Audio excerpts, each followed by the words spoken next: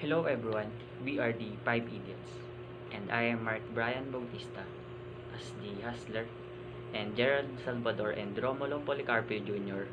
are the Hacker, and Miguel Carlo Andasan and Prince Daniel Casible for the Hipster. Ayun yung team namin is pinangalan na 5 Idiots. Siguro, naisip din ng mga group namin na 5 Idiots kasi 5 kami. At siguro napanood din nila yung movie na 3 Idiots, and yun lang siguro, kaya 5 Idiots yung pangalan ng team namin. Slide, ayun sa slide na to makikita nyo may dalawang cellphone.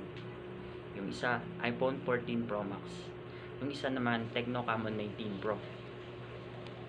Kung kayo ba papipiliin, ano yung mas gusto nyo, itong iPhone o itong Tecno? Siyempre, siguro karamihan mas gusto yung iPhone kasi kilala, isa pa, branded.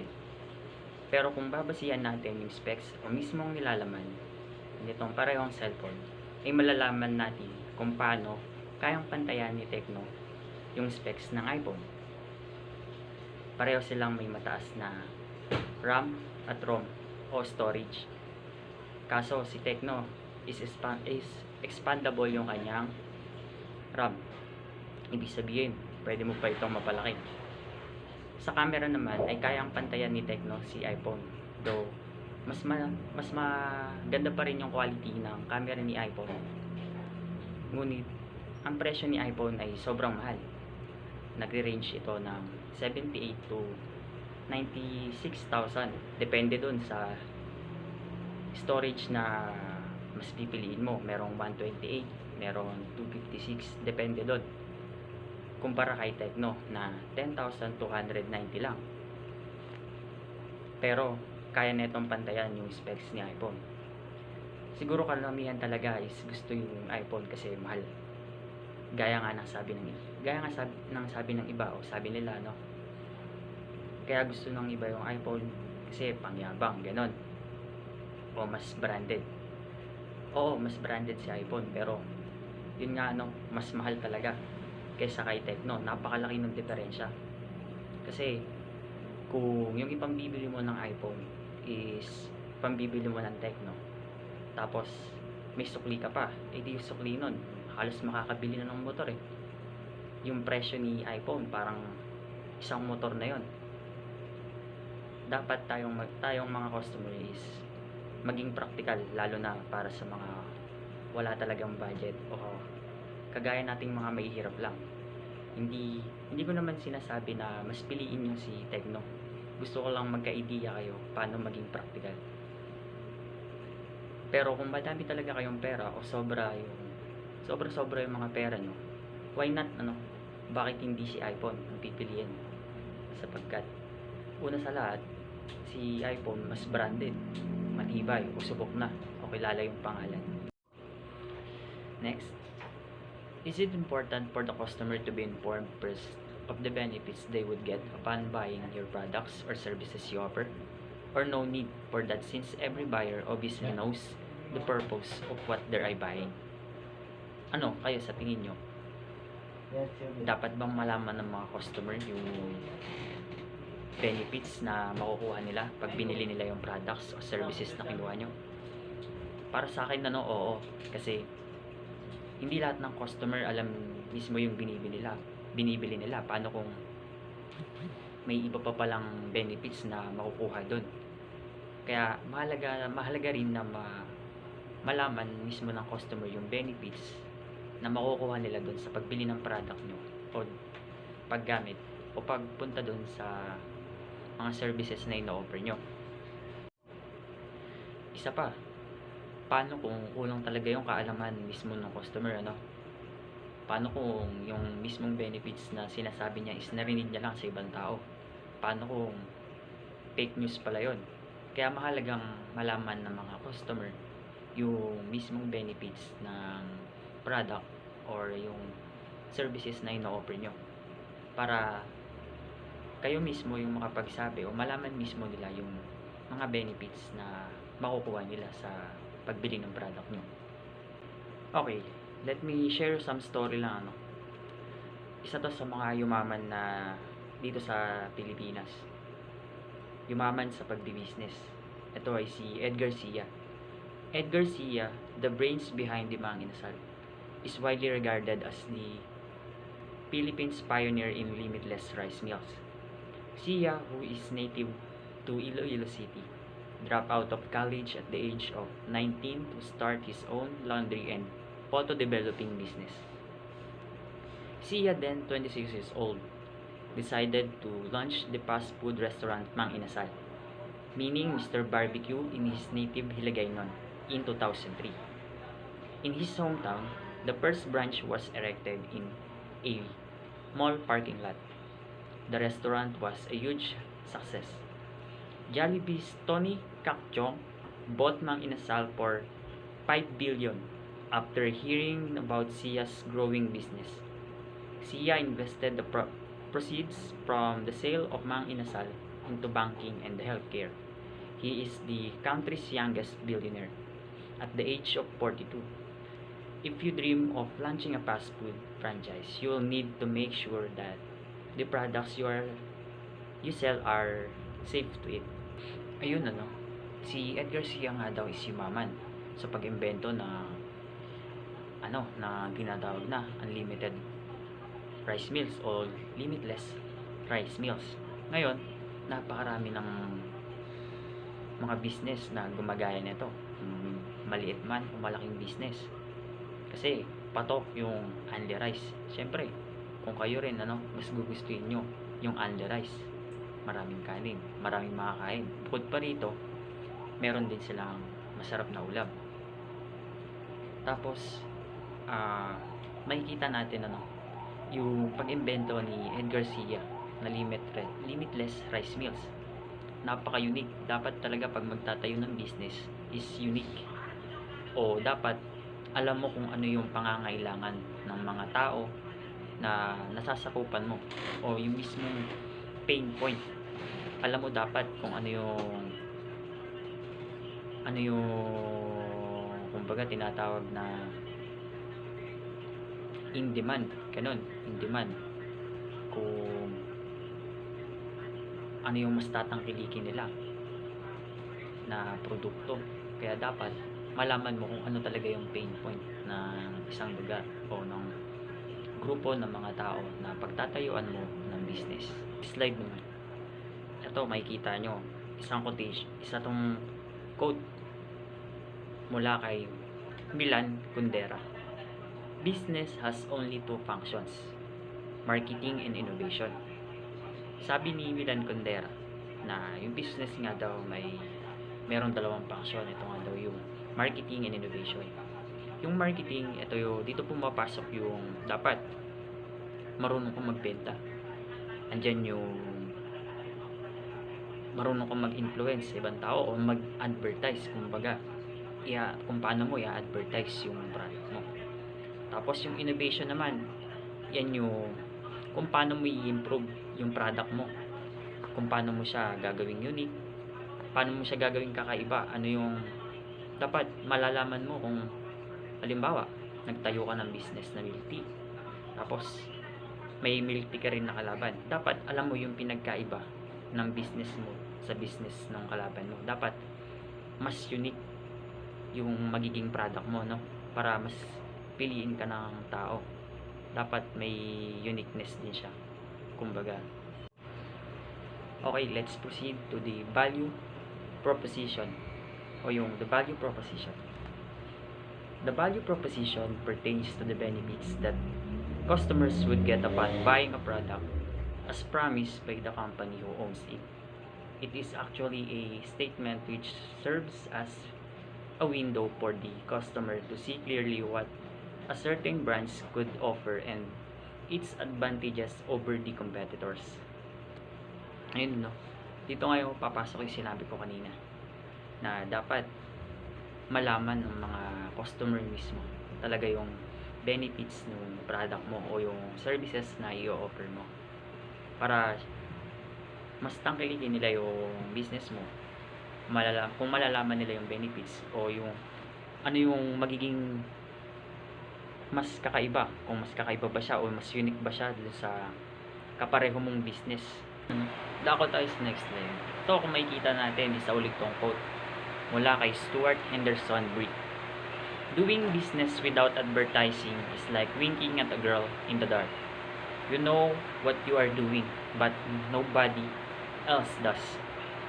Ayun sabi nga ni Stuart Henderson Brick na parang ibig sabihin nito is parang hindi mo alam yung ginagawa mo o ikaw lang yung nakakaalam ng ginagawa mo. Nagtayo ka ng business, parang ikaw lang yung nakakaalam ng business mo. Kasi hindi ka nga nag-a-advertise. Parang kumbaga, nagtayo ka ng business. Tapos napapaligiran ka ng malalaking mga building o tagong-tago ka. Kaya ikaw lang mismo nakakaalam ng business mo. Tapos hindi ka pa mag-a-advertise. Parang ganun yung sinasabi dito sa quote na to. Kaya parang ipinapahiwatig nito na kailangan nating mag-advertise kahit papaano. Paano naman yung maliliit na business gaya ng mga nagtitinda ng mani o kung ano pang maliliit na business, yung mga naglalako. Sa tingin nyo, kailangan pa ba nilang mag-advertise o gumawa ng commercial Sa tingin ko, hindi naman sa simpleng mga pananalita lang siguro, pwede na sila. Parang advertise na yun parang pinapakilala nila mismo yung product nila. Halimbawa, may nagtitinda ng mani. Tapos, sinasabi, bili na po kayo, mani po kayo dyan. Sa tingin nyo, parang may influence pa kayong bumili. Kasi ganun Pero kung sa simpleng pag-advertise, gagamitin niya ng pag-advertise yun, parang kung ang sasabihin niya is ganito, bumili na po kayo dyan ng mani, mainit pa, bago, maraming bawang. O diba, parang mas gaganahan kang bumili kasi bago nga daw, tas maraming bawang, tas bagong luto pa. O diba, isa na yun sa example ng pag-advertise. The value proposition. The phrase value proposition, VP, is credited to Michael Lanning and Edward Michaels, who first used the term in 1988 staff paper for the consulting firm McKinsey & Company. In the paper, which was titled "A Business is a Value Delivery System," the authors defined the value proposition as a clear, simple statement of the benefits, both tangible and intangible, that the company will provide along with the approximate price it will charge each customer segment for those benefits. Yun nga daw yung isang powerful value proposition helps your customer to truly understand the value of your company and your services. Yun nga daw yung sa powerful value proposition helps your customers truly understand the value of your company's product and services.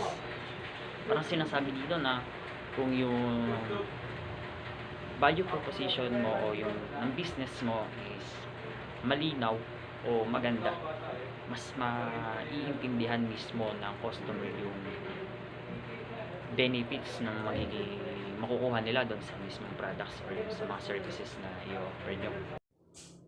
So, next is, let's proceed to tangible and intangible benefits.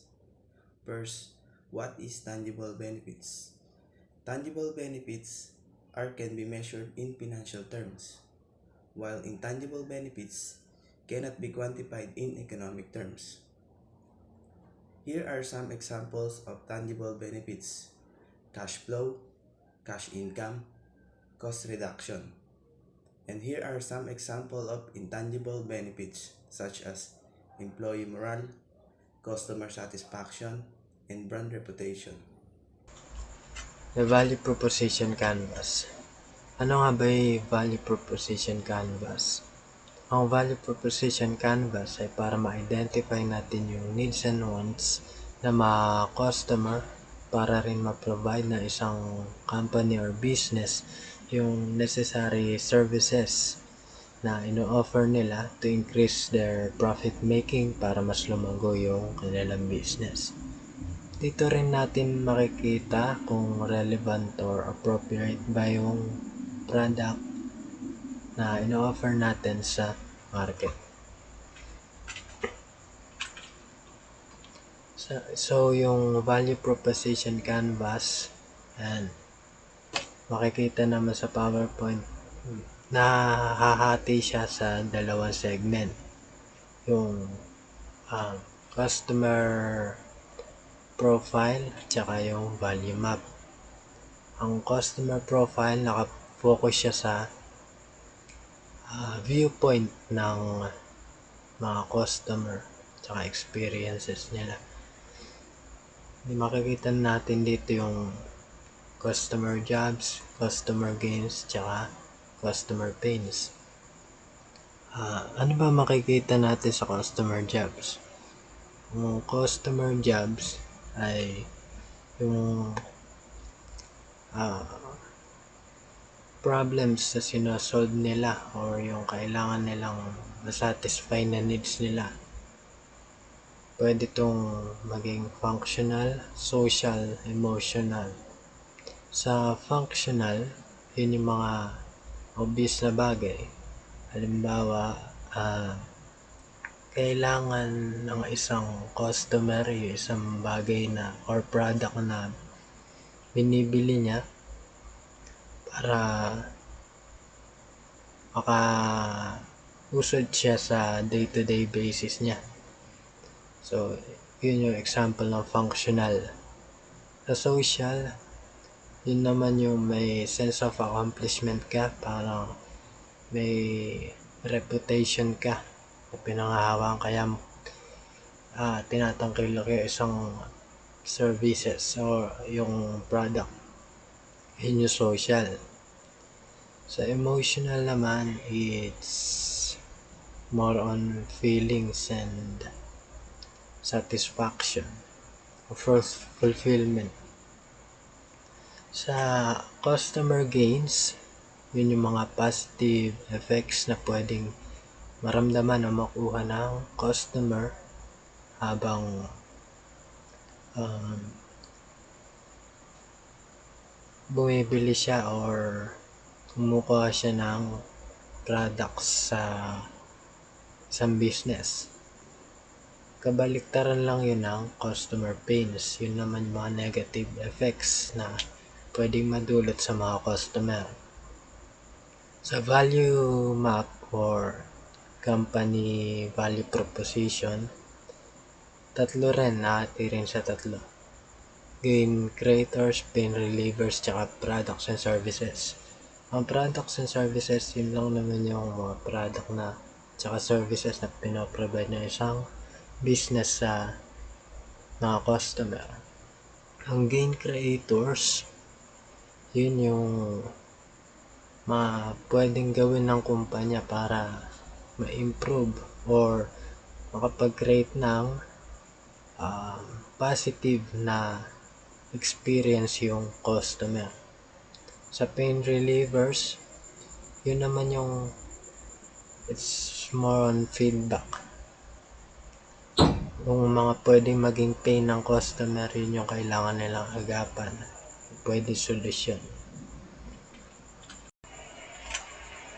Isa sa mga successful entrepreneurs sa sariling bansa natin sa Pilipinas ay si Socorro Ramos, yung may-ari o nagsimula ng National Bookstore. Si Socorro Ramos dati, lang siya, sales girl sa isang bookshop. At ayun, yung kasama asawa niya, nagtayo sila ng isang bookshop na National Bookstore na yung pangalan sa Escolta. Ang kapital lang nila noon 200 pesos at tinayo nila yun. At the age of 19, mas bata pa sa akin. Ang mga tinitinda na nila noon, mga books, tsaka school supplies, mga pambata. So, ayun, tayo sila ng 9-story building sa Avenida.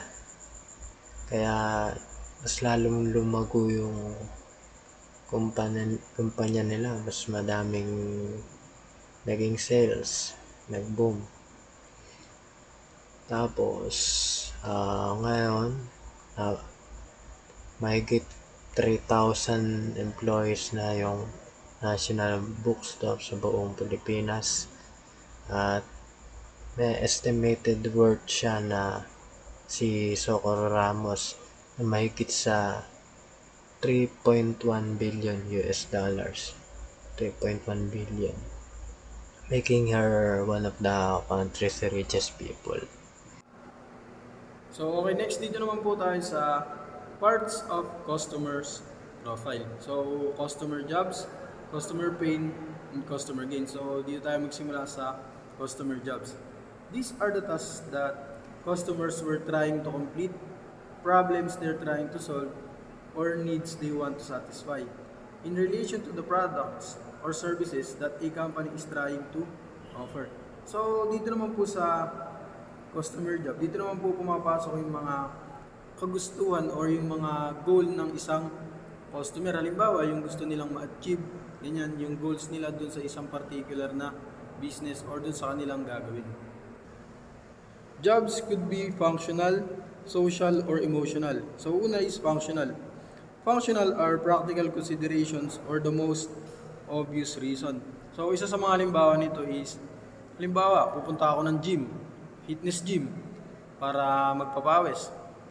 So yun yung pinaka-obvious na reason ko kung ba't ako pupunta ng gym. Pupunta ako ng gym para magpapawis, para makapagbawas ng timbang. Dito pumapasok nga yung functional na kung saan, kung ano yung gagawin mo sa isang lugar is obvious. So next is social. Social is the sense of accomplishment, a sort of achieving reputation, impressing others, or the like. So dito sa social, dito pumapasok yung pag-achieve mo ng reputation. Halimbawa, gusto mo magpalaki ng katawan, habang na-achieve mo yung goal mo na yun, na-impress mo din yung iba, so nagugustuhan din nila yung ginagawa mo, parang nagiging resulta ng ginagawa mo. Then the next one is emotional.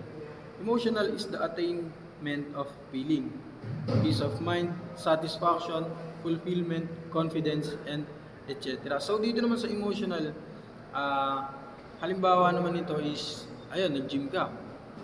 Gusto mong magpalaki ng katawan, ganyan, gusto mong magpapawis. Ngayon, parang pagdating mo doon sa gym na yun, parang kulang ng mga equipment, ganyan. So parang nadidismaya ka, nawawala ka sa mood. So hindi niya nasasatisfy yung kagustuhan mo na magpalaki ng katawan kasi parang kulang sa gamit, ganyan. Hindi mo magagawa yung iba na dapat mong gawin. So next is yung customer pains. These are generally the negative aspect that the customers experience or might experience in the process of getting the jobs done.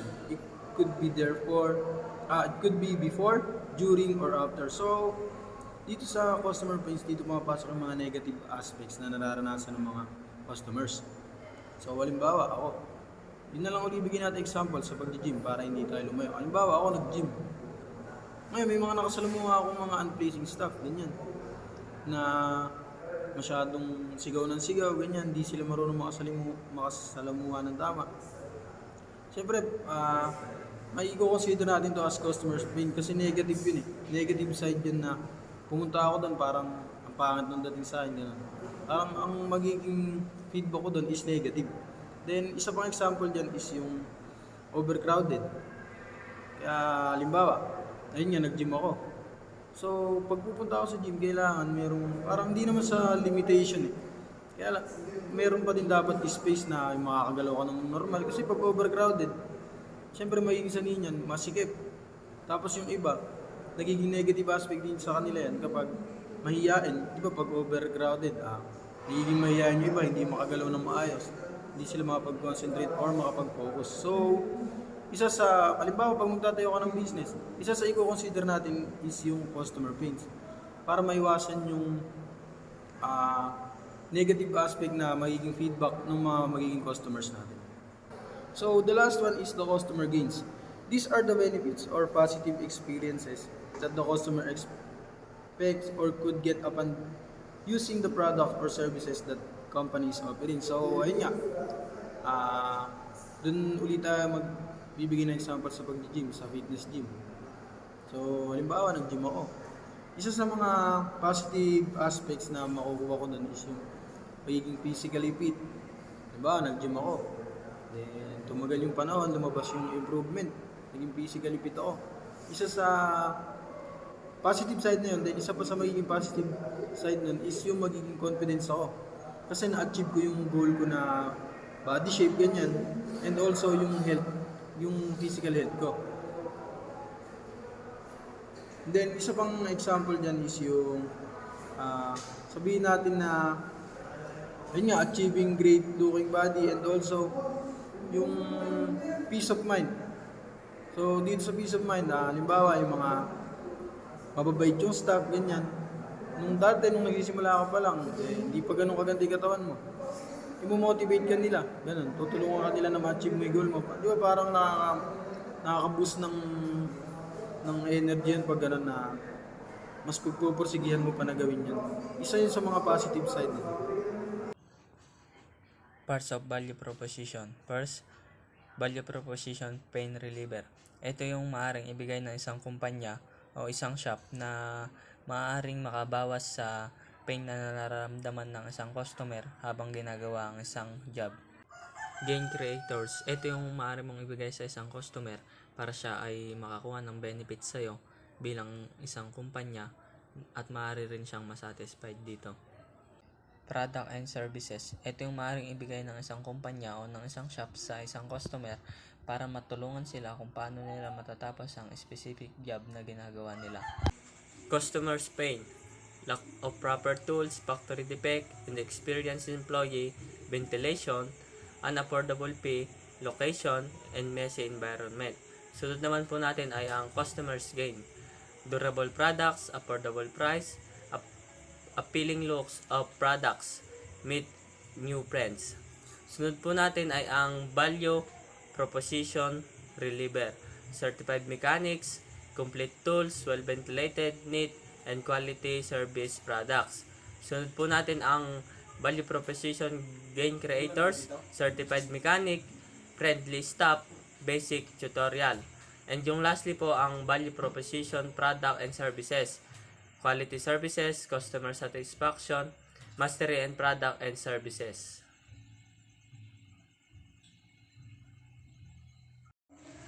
Dumako naman po tayo sa my customer's job. Una po ay ang availability of products, quality and reasonable pricing.